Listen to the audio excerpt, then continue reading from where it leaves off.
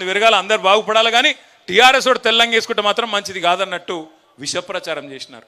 కేసీఆర్ అహంకారం అని దొర అని ఇదని అదని అడ్డం పొడుగు మాట్లాడి యూట్యూబ్లో పనికిమాలిన చెత్త మాట్లాడి పనికిమాలిన తిట్లని తిట్టి ఇష్టం వచ్చిన విష ప్రచారం చేసి ఇవాళ అదే యూట్యూబ్ వాళ్ళని గుడ్డలు కూడా తీసుకొడతా అంటున్నాడు ముఖ్యమంత్రి. ఏ యూట్యూబ్ని అడ్డం పెట్టుకొని ముఖ్యమంత్రి అయిండో ఈ సన్నాసి రేవంత్ రెడ్డి ఇవాళ అదే యూట్యూబ్ వాళ్ళనట గుడ్డలు కూడా తీసుకొడతారట ఆయన దగ్గరికి వస్తే. అంటే ఆయన కాడికి వస్తేనే అన్ని గుర్తొస్తున్నాయి. ఇదివరకేమో ఎవ్వరికి ఇక భార్యలు లేరు పిల్లలు లేరు ఈయనొక్కలకే ఉన్నారట. ఇదివరకేమో ఎవరిని పడితే వాళ్ళని ఏది పడతా అనొచ్చు.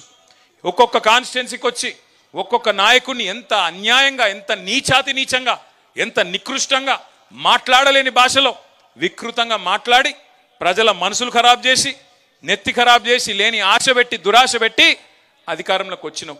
ఇంకా ఘోరం ఏంటంటే నేను ఆ డిప్యూటీ సీఎం మాట్లాడుతుంటే నవ్వాలనో ఏడవాలనో తెలియదు. ఆయన ఇది ఉత్కృష్టమైన బడ్జెట్ అట అద్భుతమైన బడ్జెట్ అట. నాకు ఒకటే గుర్తొచ్చింది. ఈ మధ్యన దేశపతి శ్రీనివాస్ గారని మన ఎమ్మెల్సీ ఉంటాడు. ఆయన ఒక మంచి పాట రాసిండు. గోవింద గోవింద 6 గ్యారంటీలు గోవింద అని. చూసి ఇన్నరా ఎప్పుడైనా పాట? అది తులం బంగారము రైతు బంధు అది మొత్తం గుర్తొచ్చింది నిన్న నాకు.